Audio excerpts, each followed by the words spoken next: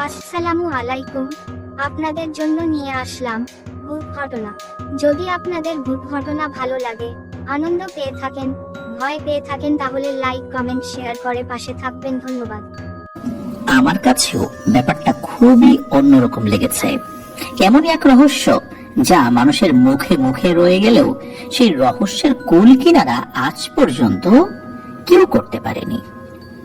প্রিয় লিসেনার্স, আপনাদেরকে এখন নিয়ে যাব নেপালের খুবই বিখ্যাত একটি নদীর কাছে। নদীটির নাম সুন্দ্রিজাল। এই সুন্দ্রিজাল নদী নেপালের জন্য খুবই গুরুত্বপূর্ণ হিসাবে সকলে বিবেচনা করে। নেপালের রাজধানী কাঠমান্ডু। এই কাঠমান্ডু থেকে 15 কিলোমিটার দূরত্বে অবস্থিত এই নদীর পানি কিন্তু পরিশুদ্ধ করেই কাঠমান্ডুতে পানি সরবরাহ করা হয়। পর্যটকরা যারা সেখানে গিয়ে বিশুদ্ধ পানি খেয়ে থাকেন, এটিও কিন্তু ওই সুন্দ্রিজাল নদীরই পানি। ওই নদীতে পর্যটকদের আনাগোনাও কিন্তু বেশ ভালোই।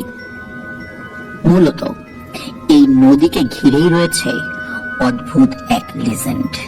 চলুন সেটি কি জানি। প্রতি মাসেই নাকি এই নদীর তীর থেকে একজন করে মানুষ নিখোঁজ হয়ে যায়। তাদেরকে আর কখনোই পাওয়া যায় না।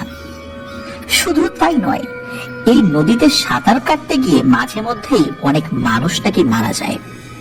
সবচাইতে অবাক করা ব্যাপার হলো, যারা সাঁতার কাটতে গিয়ে মারা গেছে তারা সবাই নাকি সাঁতার জানতো এবং খুব ভালোভাবেই সাঁতার জানতো।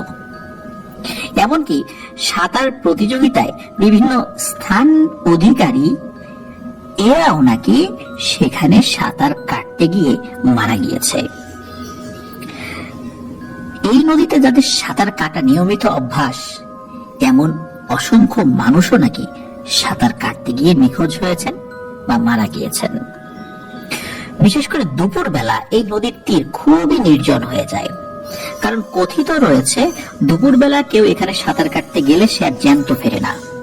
আর অন্য সময় যদি কেউ এই নদীতে হারিয়ে যায়, তার ডেড বডিও খুঁজে পাওয়া যায় না। আর এই বিষয়টা আরো ভয়ানক হয়ে ওঠে আর একটা তথ্যের কারণে।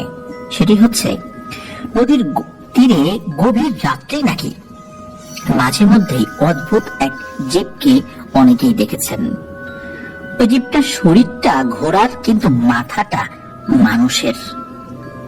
একদম স্বাভাবিক মানুষের মাথা যেমন হয়, চেহারাটা স্বাভাবিক, ঠিক তেমনি, শুধু বডিটা ঘোড়ার। একটা কথা অবশ্য এটা নিয়ে প্রচলিত রয়েছে। কথিত রয়েছে কয়েক হাজার বছর আগে ওই নদীটির তীরে সাধুদের একটি আশ্রম ছিল। সাধুরা এখানে থাকতেন এবং নির্বিঘ্নে নিজেদের তপস্যা চালিয়ে যেতেন।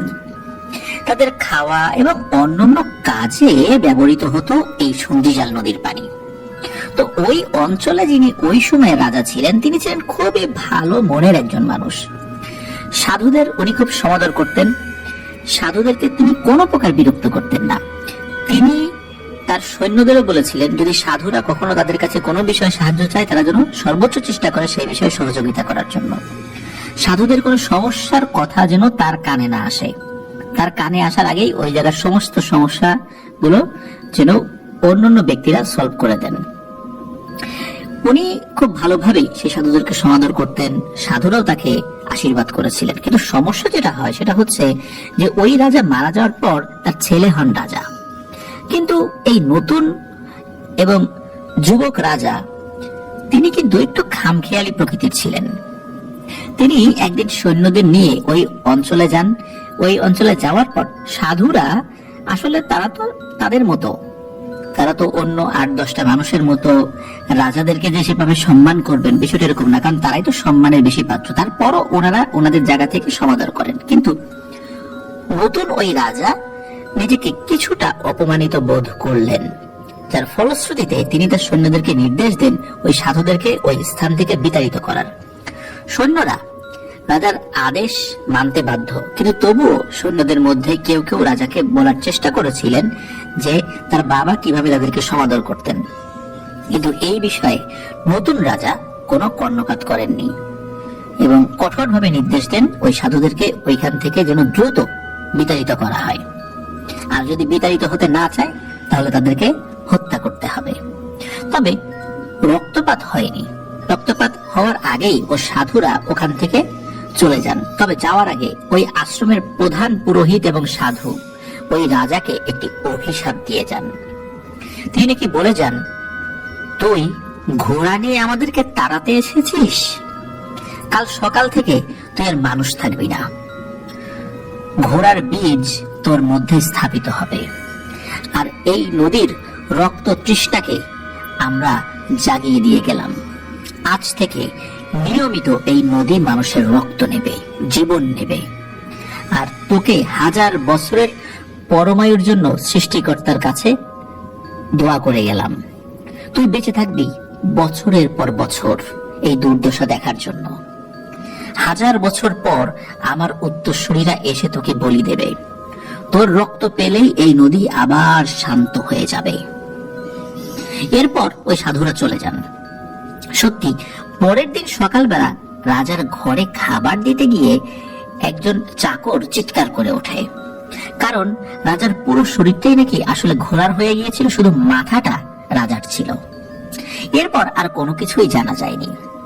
বলা হয় ওই ঘোড়ার মতো জীবটাই নাকি রাজা, যিনি বহুকাল ধরে বাঁচতে বাঁচতে এখন ক্লান্ত হয়ে গেছেন, কারণ তিনি চান মানুষ তাকে নদীতে বলি দিক। আর তিনি খুঁজে ফেরেন সেই সাধুদের কোনো উত্তরসূরি এখানে আসে কিনা, তার সাথে দেখা হয় কিনা। মূলত তিনি কাউকে ভয় দেখানোর জন্য ওখান দিয়ে আসা যাওয়া করেন না, তিনি আসা যাওয়া করেন নিজের মৃত্যুর জন্য। তিনি আর এই অভিশপ্ত জীবন চান না। তিনি তার পাপের প্রায়শ্চিত্ত করেছেন। তিনি চান সেই সাধুদের উত্তরসূরিরা এসে তাকে হত্যা করুক, তার রক্ত এই সন্ধিজাল নদীর পানিতে মিশে গিয়ে এই নদীর রক্ত তৃষ্ণা নিবারিত হোক।